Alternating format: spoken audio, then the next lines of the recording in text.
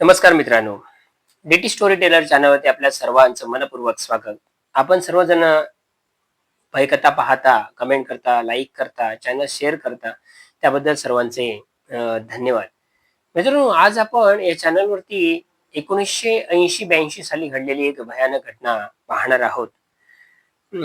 एका गावामध्ये सह्याद्रीच्या कुशीत वसलेलं एक गाव होतं आणि त्या गावामध्ये तेव्हा जुना काळ आहे तो. त्यामुळे 25-30 घरच त्या अ, सह्याद्रीच्या पायथ्याशी त्या जंगलामध्ये जंगलाच्या पायथ्याशी होती. 35 एक घरं होती आणि प्रत्येकजण शेती करायची किंवा असे शेतीशी निगडीत असलेले व्यवसाय असतील किंवा निसर्गाशी संबंधित काही व्यवसाय असतील ते करायचे. त्यामध्ये त्या वस्तीमध्ये एक बिरजू नावाचा लाकूड तोडा होता. म्हणजे लाकडं तोडायची जंगलातून आणायची सुकी लाकडं आणि ती आजूबाजूच्या गावामध्ये विकायचा हा त्याचा धंदा होता. त्यांच्या त्या गावामध्ये, त्या वस्तीमध्ये अजून 4-5 जण लाकूड तोडे होते. म्हणजे ते त्यांचं देखील काम तेच होतं, की जंगलात जायचं, लाकडं तोडायची, त्याचे छोटे-छोटे मोळे म्हणजे मोळ्या बनवायच्या किंवा भारे बनवायचे आणि विकायचे. आता त्यांच्या गावापासून काही अंतरावरती एक दुसरं गाव होतं. आता तो जंगलाचा पट्टा होता ना, त्या दोन्ही गावांनी वाटून घेतला होता. मध्ये सीमा होती. आता त्या दुसऱ्या गावात देखील असेच लाकूड तोडे होते आणि ते देखील त्या लाकडांवरती मुळे विकून वगैरे आपले उदरनिर्वाह करायचे. तर आणि हे जंगलाचा भाग वाटून घेतला होता, सीमा ठरवून घेतली होती. आता बरीच वर्ष झाली ते बिरजू आणि त्याच्या गावातले जे वस्तीतले जे 4-5 जण होते ना, ते लाकडं सतत तोडल्यामुळे सुक्या लाकडांचा तुटवडा त्या जंगलामध्ये भासू लागला आणि परिणामी ह्यांना काही आता लाकडं मिळेनात. बिरजूची देखील पंचाईत झाली. कारण तो सकाळी लवकर जायचा जेणेकरून जर समजा 2 भारे झाले तर ते विकून घरात काहीतरी आणता येईल. मुलांना बायकोला त्यातून काहीतरी करता येईल, खायला घालता येईल, असं त्याचं मत होतं. पण आता लाकडांचा तुटवडा मोठ्या प्रमाणावरती होता आणि त्याला लाकडं काही आता मिळत नव्हती. आता तो रात्री आपल्या बायकोला म्हणाला, त्याला 2 छोटी मुलं होती, बायको आणि तो असा त्याचा परिवार होता. रात्री तो झोपताना आपल्या बायकोला म्हणाला, "अगं, आता आपली पंचायत होणार आहे कारण जंगलातील लाकडं जी आहेत, सुकी लाकडं ती जवळ संपली आहेत आणि आता लाकडं तिथे जाऊन मिळत नाहीये. त्यामुळे आणायची काय आता आणि विकायचं काय, काय समजत नाहीये. पैसे कसे उभे करायचे, घर कसं चालवायचं?" बायको काय म्हणायला लागली, "तुम्ही असं करा ना, बाजूच्या गावातले जे जंगल आहे ना, त्यांच्या सीमेतलं, तिथे तुम्ही जाऊन लाकडं आणा." तर ते म्हणतात, "नाही, तसं त्या दोन्ही गावामध्ये, त्या दोन्ही वस्त्यांमध्ये, गावामध्ये ठरलेलं आहे, की तुम्ही आमच्या जंगलात यायचं नाही, आम्ही तुमच्या जंगलात यायचं नाही. त्यामुळे तुम्ही नियम मोडणार नाही." अ, तर ती म्हणायला लागली, की "रात्रीचे जर तुम्ही गेलात त्या जंगलामध्ये, तर कोणाला कुठे काय कळणार आहे, कोणी लाकडं नेली. रात्रीची किंवा पहाटे-पहाटे थोडंफार दिसत असेल, तर जायचं आणि तोडून आणायची." तो म्हणाला, "नाही, असं ठरवून घेतलेला नियम मोडणं बरोबर नाही." बायको म्हणते, "काही नाही, आता आमच्यावर उपासमारीची वेळ आली आणि समजा अ, हे सगळं आपल्याकडनं होत नसेल, 4 पैसे हातात येत नसतील, तर मग अशा काहीतरी गोष्टी करायला पाहिजे किंवा काहीतरी पर्याय काढला पाहिजे." आता हा मनामध्ये विचार करतो, की रात्रीचं जर गेलं आपण एक 12च्या दरम्यान, तर ठीक आहे, चालेल, छोटी-छोटी लाकडं तोडून आणता येतील. तर मित्रांनो, त्याच्या मनात ही देखील भीती होती. समजा त्या गावातल्या लोकांना कळलं, त्यांनी पारड ठेवून माझ्यावरती मला पकडलं आणि मला मारलं तर? असं देखील त्याच्या मनामध्ये येत होतं. आणि दुसरीकडे होणारी उपासमार, जर आपल्याकडे पैसे नाही आले तर घर कसं चालवायचं? हे देखील त्याच्या मनामध्ये होतं. त्याने आपल्या बायकोला सांगितलं, की "हो, उद्यापासून मी रात्री त्या शेजारच्या गावातल्या जंगलामध्ये जातो आणि लाकडं तोडून आणतो" म्हणून. आता 35 एक घरं त्यांच्या त्या सगळ्या गावामध्ये वस्तीमध्ये होती. 1-150 माणसांची ती वस्ती होती. दुसऱ्या दिवशी संध्याकाळ झाली. 8-8:30ला ह्याने जेवण केलं रात्रीचं. त्या झोपड्या होत्या. मोठी घरं नव्हती, परंतु त्या झोपड्याच होत्या. आणि जेवण केलं बायकोला म्हणाला, की "मी 11:30 पावणे 12च्या दरम्यान इथून निघतो." कारण ते जंगल 1.5-2 किलोमीटरवरती होतं. आणि मी जंगलातून लाकडं तोडून आणतो. बायको म्हणाली, की "ठीक आहे, तुम्ही जाताना कंदील घेऊन जा, म्हणजे तुम्हाला थोडाफार उजेड त्या ठिकाणी दिसेल म्हणून." आता हा 11:30 पावणे 12 कधी वाजतायत याची वाट बघत होता. कुऱ्हाडीला त्याने धार लावली. एक कोयता होता, त्याला देखील धार लावली आणि 11:30 जसे वाजले ना, तसं तो आपल्या गावातून लपत-लपत म्हणजे कोणी आपल्याला पाहता नाही. कारण लोकं विचारते, की "रात्रीचं तू जातोयस कुठे कोयते कुऱ्हाड घेऊन?" म्हणून तो लपत-लपत 11:30 वाजता आपल्या झोपडीतून त्या गावातून निघाला पुढच्या त्या गावातल्या जंगलाकडे जायला. आणि तो कंदील पेटवलेला हातात घेऊन कुऱ्हाड आणि कोयता घेऊन त्या वाटेने तो सरळ जातोय, जातोय, जातोय. पुढच्या गावाच्या त्या वस्तीच्या आजूबाजूला गेल्यानंतर ह्याने चौफेर नजर फिरवली. कोण जागं आहे की काय? किंवा कोण बाहेर माणसं फिरताना दिसतात की काय? ह्याचा कानोसा त्याने रात्री घेतला. आता चांदण्याचा प्रकाश होता. त्या चांदण्याच्या प्रकाशात दूरवर दिसत होतं, तरी देखील त्याने हातामध्ये कंदील नेलेला, की आपल्या पायाखालचं दिसलं पाहिजे. आणि घनदाट जंगल होतं. त्या घनदाट जंगलामध्ये जरी बाहेर उजेड असला तरी दिवसा तिथे बऱ्यापैकी काळोख असायचा. म्हणजे अंधारमय असं वातावरण असायचं. कुठे-कुठे झाडं विरळ होती ना, तिथे मात्र चंद्राचा प्रकाश आकाशातून तो जमिनीपर्यंत पोहोचायचा. नाहीतर बाकीच्या ठिकाणी बऱ्यापैकी काळोख कुट्टसा अंधार होता. चौफेर त्या वस्तीवरती नजर फिरवली. दुसऱ्या गावातले तर कोणी दिसत नव्हतं. हा आता थोडासा अ, मनात त्याने ठरवलं, की या वाटेने जायचं. आपल्याला आता कोण बघणार नाही. त्या जंगलामध्ये लावून लाकडं तोडली आणि आणलं, की ह्याच वाटेने आपल्या गावामध्ये निघून जायचं. आणि आता तो जंगलाच्या दिशेने जायला निघाला. जंगलाकडे जाणारी ती पायवाट होती. कारण तिथल्या गावातले लोक देखील त्या पायवाटेने वरती जंगलात जायचे आणि लाकडं तोडून आणायचे. ह्याला ती पायवाट माहीत होती, पण तो ठरवून दिलेला नियम मोडता येत नसे दोन्ही गावामध्ये. तर ह्या त्या पायवाटेने चोर पावलाने आतमध्ये निघालाय. कंदिलाची वाट त्याने आता थोडी कमी केली. का? तर लांबून कोणीतरी बघू नये आणि जर कोणीतरी पाहिलं तर कोणतरी जंगलात जातोय म्हणून तिथली लोकं काट्या, दांडे वगैरे घेऊन येणार जंगलामध्ये हे त्याला माहीत होतं. म्हणून तो कंदील तर तिथल्या लोकांना दिसू नये यासाठी त्याने कंदिलाची वाट छोटी केली होती आणि तो कंदील लपवत-लपवत त्या डोंगरामध्ये चालला होता, जंगलामध्ये चालला होता. आता तो जातोय, जातोय, मागे वळून पाहतो आपल्या मागून कोणतरी येत नाहीये ना याची सगळी तो काळजी घेतो. म्हणता तो आता जंगलामध्ये पोहोचला. जंगलामध्ये सगळीकडे काळाकुट्ट अंधार.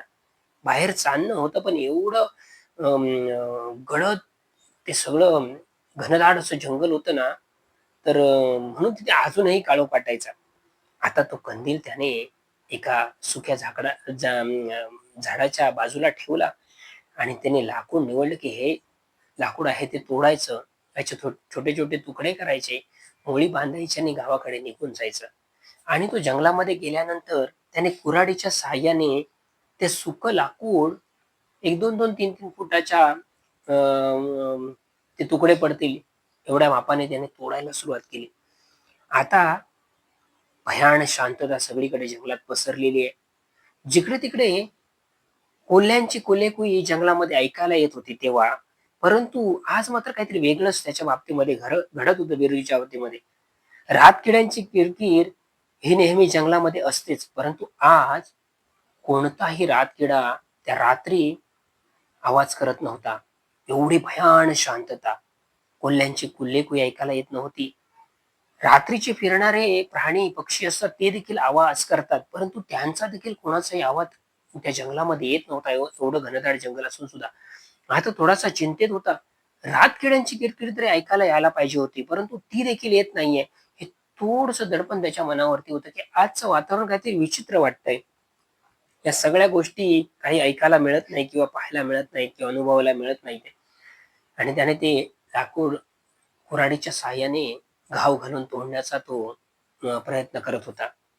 जसा तो कुऱ्हाड त्या झाडावरती मारायचा ना, तशी त्या जंगलामध्ये त्याचा इफेक्ट येतो म्हणजे डबल आवाज येतो. एकदा तुम्ही जर तिथे घाव घातला तर त्या लाकडावरती ती कुऱ्हाड आदळल्यानंतर आवाज होतो तो 2-3 वेळा त्या जंगलामध्ये घुमत होता. आता ह्याच्या मनामध्ये थोडीशी भीती निर्माण झाली. हा आवाज त्या गावापर्यंत नक्कीच जाईल कारण भयान शांतता आहे. गावातले लोक झोपलेले आहेत आणि ह्या सगळ्या शांततेत त्या जंगलातला किलोमीटर काय 1.5 किलोमीटर, 2 किलोमीटरचा आवाज देखील त्या गावापर्यंत पोहोचेल आणि तिथले लोक येतील. म्हणून तो हळू तोडण्याचा प्रयत्न करत होता. परंतु त्या सगळ्या वातावरणात तो आवाज आणि मोठा येत होता. हा घाबरत होता. घाबरत हे सगळं चाललंय त्याचं तोडतोय. एक आता लाकूड तोडून झालं, दुसरं लाकूड तोडण्यासाठी म्हणून घेतोय. जसा तो घाव घालायचा, आवाज व्हायचा ना, तसा अजून 2-3 वेळा आवाज कोणतरी दुसरीकडे तोडतंय असा त्याला येऊ लागला. हा म्हणतोय माझ्याच कुऱ्हाडीचा आवाज नाही हा. हे दुसरं कोणतरी जंगलामध्ये अजून लाकडं तोडतंय.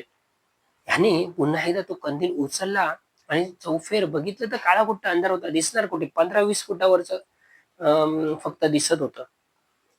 त्याने पाहिलं तर कोणतरी लाकूड तोडतंय माझ्यासारखंच ह्या जंगलामध्ये असं त्याला वाटायला लागलं. त्याने आपल्या कुऱ्हाडीचा आवाज थांबवला, म्हणजे कुऱ्हाड मारण्याचा थांबवला तो आणि ऐकतोय तर तो आवाज येईना. पुन्हा त्याने 2-3 घाव त्या लाकडावरती टाकल्यानंतर पुन्हा एकदा त्या जंगलात अजून कोणतरी एक व्यक्ती आपल्या जवळपासच म्हणजे 100-150 फुटावरती तोडतंय लाकूड, असा त्याला आवाज येऊ लागला. हा आता मात्र घाबरला. हा काहीतरी विचित्र प्रकार आहे. मी थांबल्यानंतर समोरच्या कुऱ्हाडीचा आवाज देखील थांबतोय किंवा तो येत नाहीये आणि मी सुरू केल्यानंतर समोरचा आवाज पुन्हा एकदा कोणतरी तोडतंय असा आवाज. हा काय प्रकार आहे? जर समजा त्या दुसऱ्या गावातली लोकं असतील, तर ती माझ्यापर्यंत आली असतील, मला त्यांनी थांबवलं असतं, की "तू इथे सीमा ओलांडून आमच्या गावात का आलास?" याचा अर्थ तो म्हणाला, की समोरची जी व्यक्ती आहे, ती देखील दुसऱ्या गावातली आलेली आहे. ती या गावातली नाहीये, ह्या सीमेतली नाहीये. हे जंगल त्यांच्या सीमेचं नाहीये म्हणून. असं त्याच्या मनामध्ये आलं आणि म्हणून तो आता त्या माणसाचा शोध घेण्यासाठी पुढे-पुढे जाऊ लागला. अंधारातून, झाडाझुडपातून जाणारी ती वाट पुढे मार्गक्रमण करत-करत तो कंदील घेऊन पुढे चालला होता. पुढे जातो. तसा तो आवाज त्याला अगदी स्पष्ट येऊ लागला. पण तो माणूस कोण दिसत नव्हता. कोण लाकूड तोडतंय, कोण झाड तोडतंय. एवढा मोठा आवाज होतोय, सगळीकडे पाहतोय. कदाचित त्याच्या मनामध्ये असं झालं, की घनदाट जंगल आहे, त्यामुळे कोणतरी दिसत नाहीये. त्याने आता मोठ्याने हाक दिली, "कोण आहे जंगलामध्ये? कोण लाकडं तोडतंय?" कोणीही बोललं नाही. परंतु तो लाकूड तोडण्याचा आवाज मात्र खट, खट, खट असा जोरजोरात येत होता. याने आता ह्याला राग आला, की मी सांगून देखील समोरची व्यक्ती थांबत नाहीये लाकडं तोडण्याची. हा जोरदार आता इकडे-तिकडे त्या व्यक्तीला शोधायला जाऊ लागला, की कोण तोडतंय ते मला पाहायचंय. एवढं ओरडून देखील तो माणूस अ, अ, लाकडं तोडतोय म्हणजे काय? हा इकडे-तिकडे धावतोय. त्या झाडा-झुडपातून काट्या-कुट्यातून पुढे जातोय आणि असा पुढे जात मित्रांनो तो काही अंतरावरती गेल्यानंतर तिथे त्या भागामध्ये थोडीशी झाडं विरळ होती आणि तिथून चंद्राचा प्रकाश थेट जमिनीपर्यंत पडत होता.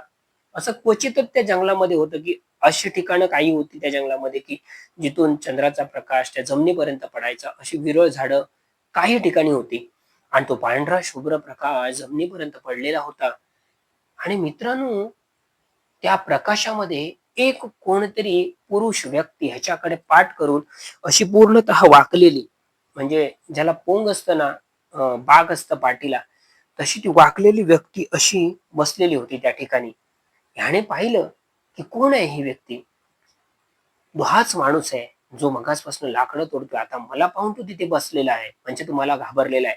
ह्याचा आता आत्मविश्वास दुप्पट झाला. तो म्हणाला जायचं आणि त्याला थोडंसं दरडावून विचारायचं, की "तू या जंगलामध्ये लाकडं तोडण्यासाठी का आलाय?" हा चालतोय, पुढे चालतोय. तशी ती आकृती त्याला अगदी स्पष्ट दिसत होती. तर तो कोणतरी माणूस, म्हातारा माणूस होता याच्याकडे पाठ करून बसलेला. फाटका सदरा घातलेला. फाटकच एक पांढरं कापड त्याने डोक्याला गुंडाळलं होतं आणि धोतर नेसलेला माणूस तिकडे असे पाय सोडून बसला होता. याच्याकडे पाठ होती. याने हाक मारलं, "ए म्हाताऱ्या, कोण आहेस तू जंगलामध्ये? आणि कुठच्या गावावरनं ह्या जंगलामध्ये लाकडं तोडण्यासाठी आलाय? कोणी सांगितलं तुला इथे लाकडं तोडण्यासाठी यायला?" पण त्या समोरच्या माणसाने काही याच्याकडे मात्र पाहिलं नाही. हा थोडासा जागेवरती थांबला, की हा माणूस मला प्रतिसाद का देत नाहीये?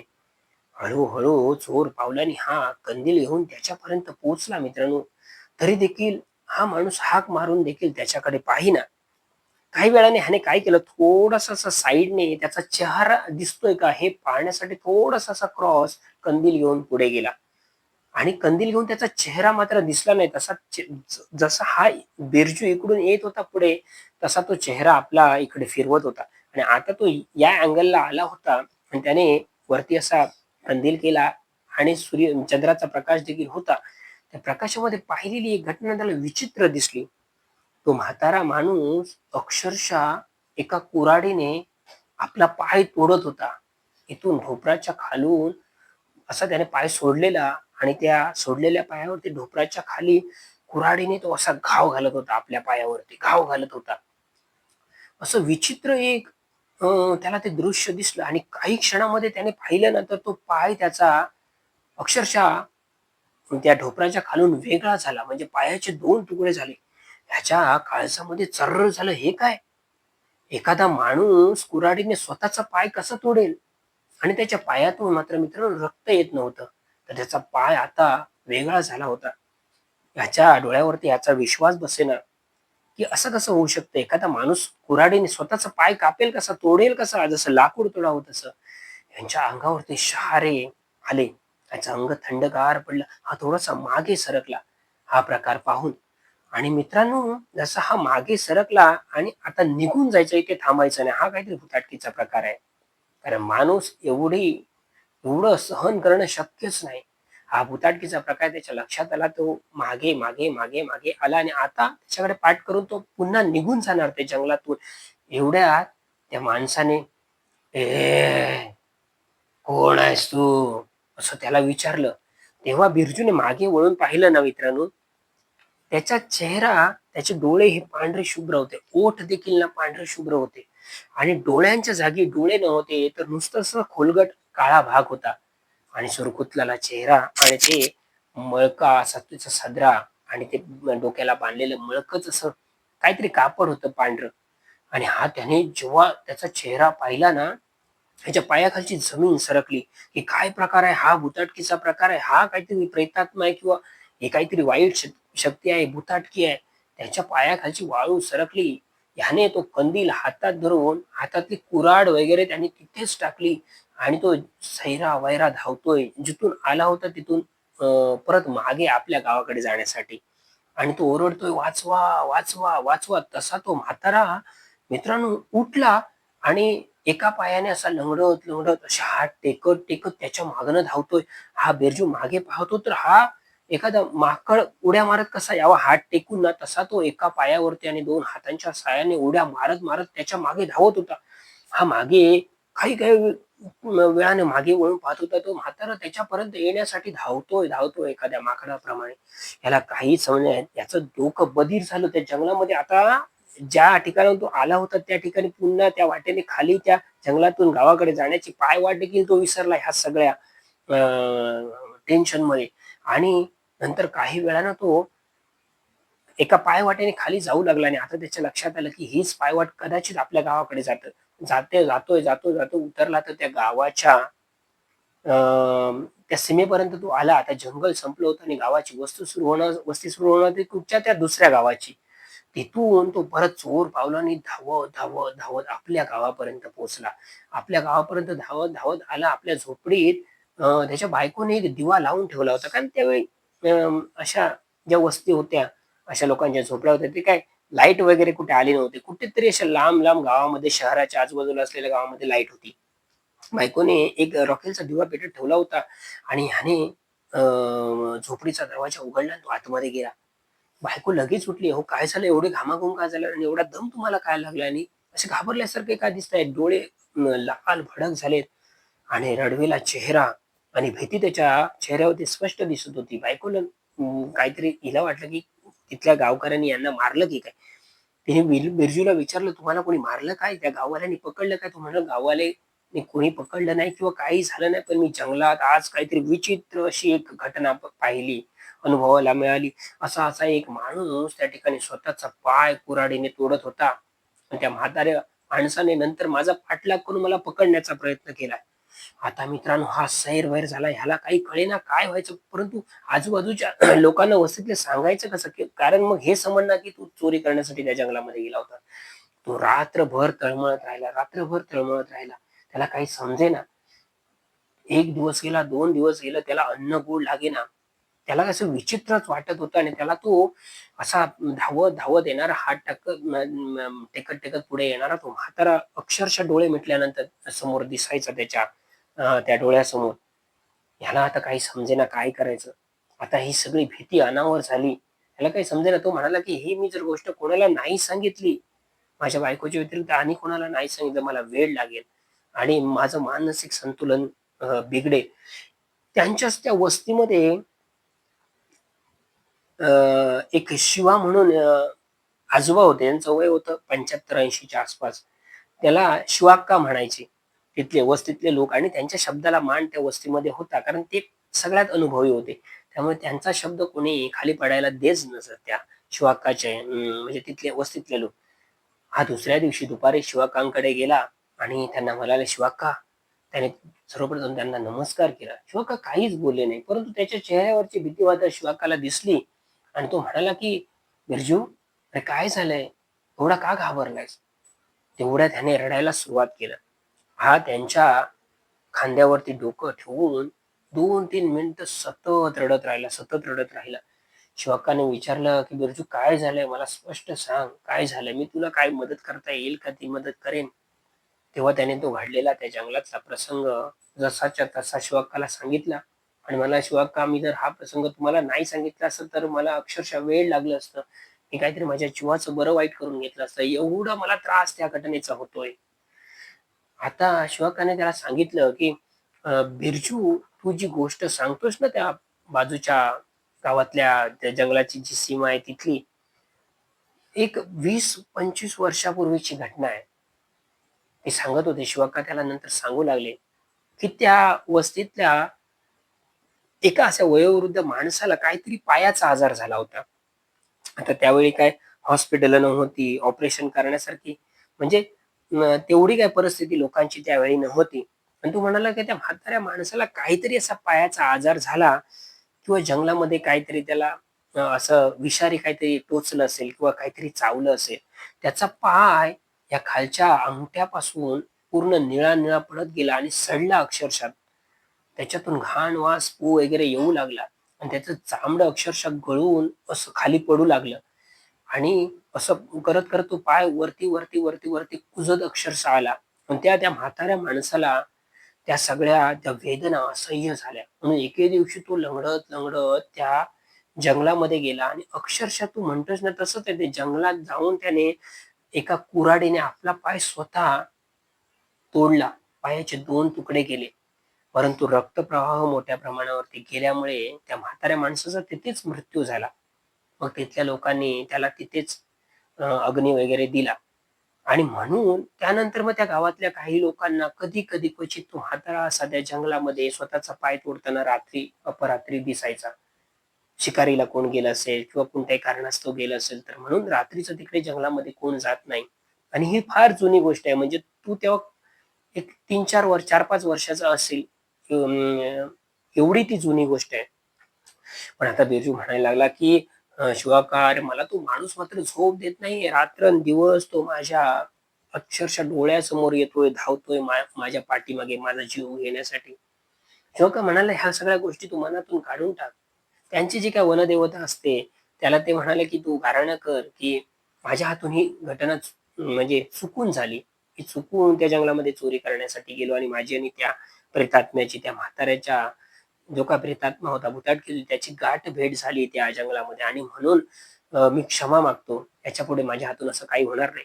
पण मित्रांनो, ही बिरजूनी चूक केली होती. ठरवून दिलेले नियम त्याने मोडले होते. त्याला तसं काही बरं वाटेना. रात्री मात्र एके दिवशी तो झोपला होता. ह्याला काही झोप लागेना. रात्रीचे 12-12:30 वाजले होते आणि झोपडीच्या बाहेर कोणतरी लाकडं तोडतंय असा त्याला आवाज येऊ लागला. ह्याने आता कान देऊन ऐकलं तर रात्री लाकडं कोण तोडतंय?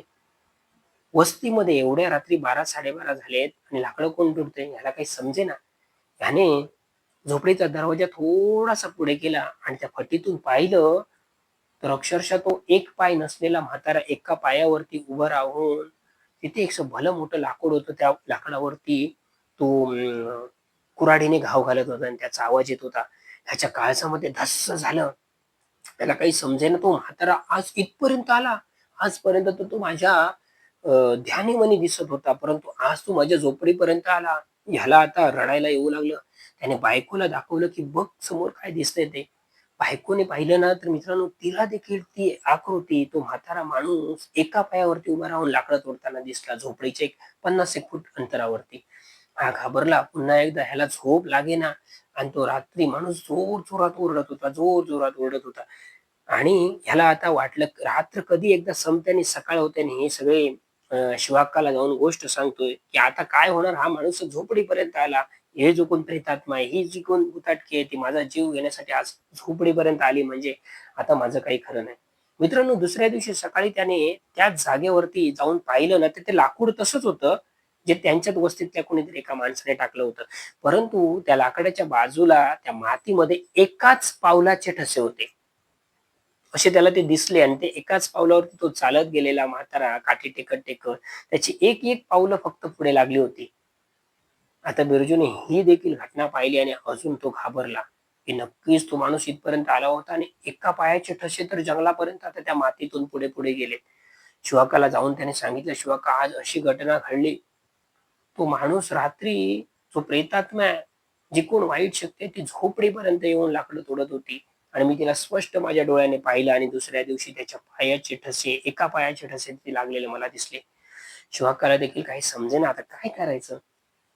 त्याने एक त्याला सल्ला दिला, की "बिरजू, तू इथून ही वस्ती सोडून दुसऱ्या कुठच्यातरी गावामध्ये तू स्थायिक हो. इथे तू राहू नको. तो त्या जंगलातला जो कोणी प्रेतात्मा आहे, जी कोणी वाईट वस्ती आहे, अतृप्त आत्मा आहे, तो तुला सोडणार नाही. कारण तुझी आणि त्याची गाठ भेट झाली आहे आणि दुसरी गोष्ट तुझ्या हातून चुकीची घडली आहे, की तू त्या जंगलात सगळे नियम मोडून गेलायस लाकडं तोडण्यासाठी." बिरजूने सांगितलं, की "शिवाका, तू सांगतोयस ती गोष्ट खरी आहे. मी आजच हे गाव सोडतो." त्याने पुन्हा एकदा शिवाकाला नमस्कार केला. तो घरी गेला झोपडीमध्ये. त्याने सगळे जे काही सामान होतं ते सगळं पिशवीमध्ये, गोंत्यांमध्ये भरलं. 2 लहान मुलांना घेऊन, बायकोला घेऊन ती झोपडी तशीच ठेवून तो बाकीचं सामान सगळं घेऊन एका दुसऱ्या गावामध्ये 10-15 किलोमीटर अंतर चालून मग दुसऱ्या गावामध्ये स्थायिक झाला. आणि नंतर मग तो कधीतरी असा एक वर्षातून असा त्या वस्तीमध्ये येऊन आपल्या त्या ओळखीच्या माणसांना वगैरे भेटायचा. शिवाकाची आणि त्याची एकदाच भेट झाली. त्यानंतर शिवाकाचं निधन झालं. पण जेव्हा वर्षांनी तो शिवाकांना भेटायला आला होता दिवसाचा, तेव्हा मात्र त्याने सांगितलं, की "शिवाका, मी तिथे गेल्यानंतर मात्र त्या जो प्रेतात्मा आहे, त्या म्हाताऱ्या माणसाचा आत्मा आहे ना, त्याचा मला त्रास झाला नाही. परंतु ह्या गावामध्ये जोपर्यंत मी होतो, तेव्हापर्यंत मात्र जीणं झालं, मुश्कील झालं होतं माझं. मी जगतोय काय मरतोय अशी परिस्थिती झाली होती. परंतु तुमच्या सल्ल्याने मी आज त्या गावामध्ये दुसऱ्या गावामध्ये गेलो आणि म्हणून ह्या सगळ्या ह्या जो काही प्रसंग होता त्याच्यातून वाचलो." तर मित्रांनो, अशी एक विचित्र घटना त्या गावामध्ये घडली होती. बिरजूला बिरजूने पहिली चूक केली होती त्या गावामध्ये. त्यांनीच बनवलेला नियम त्या दोन्ही गावातल्या गावकऱ्यांनी तो त्याने प्रथमतः मोडला होता आणि रात्रीची डेअरिंग केली होती त्या जंगलामध्ये जाऊन चोरून लाकडं तोडण्याची. आणि जो कोणी प्रेतात्मा होता त्या म्हाताऱ्या माणसाने स्वतःच्याच पायावरती कुऱ्हाड मारून स्वतःचा पाय वेगळा केला होता, तोडला होता ना, त्याचा जो प्रेतात्मा होता त्याला जगण्याची इच्छा होती. परंतु असा त्याला एक आजार झाला होता, की त्याचा पाय कुजत-कुजत तो वर-वर असा ढोपरापर्यंत येत होता आणि म्हणून त्या असह्य वेदनांमुळे त्याने ते पाय तोडला होता. त्यामुळे त्याच्याही काही इच्छा, आकांक्षा होत्या त्या अपुऱ्या होत्या आणि म्हणून त्याची आणि ह्याची गाठभेट रात्री 12:30 पावणे 1 ला झाल्यामुळे त्याचा जो काही प्रेतात्मा होता, तो याच्या बिरजूच्या मागे लागला होता. त्याच्याकडून काही गोष्टी त्याला पूर्ण करून घ्यायच्या होत्या. परंतु त्याला केलं मात्र काही नाही. तो दिसायचा लाकडं तोडताना, त्याच्या मागे धावताना त्याला तो स्वप्नामध्ये किंवा त्याला भास व्हायचा. परंतु त्याने असं प्रत्यक्षात त्याला काही इजा पोहोचवली नाही बिरजूला. तर मित्रांनो, असा एक भयानक अनुभव मी आज तुम्हाला सांगितलेला आहे. हा अनुभव, ही कथा कशी वाटली नक्कीच कमेंट करून मात्र नक्कीच सांगा, की माझ्या कथा तुम्हाला आवडतायत की नाही? अ, ह्या मला देखील कळतील त्या कमेंटच्याद्वारे. चॅनल शेअर करा मित्रमंडळींपर्यंत, लाईक करा आणि असेच चॅनल बरोबर जोडलेले राहा. अशा नवनवीन भयकथा, लोकांचे असे अनुभव मी तुमच्यापर्यंत पोहोचवण्याचा नक्कीच प्रयत्न करतोय. मित्रांनो, आजपर्यंत मी दिली आपल्या सर्वांची मनापासून या ठिकाणी रजा घेतो. धन्यवाद.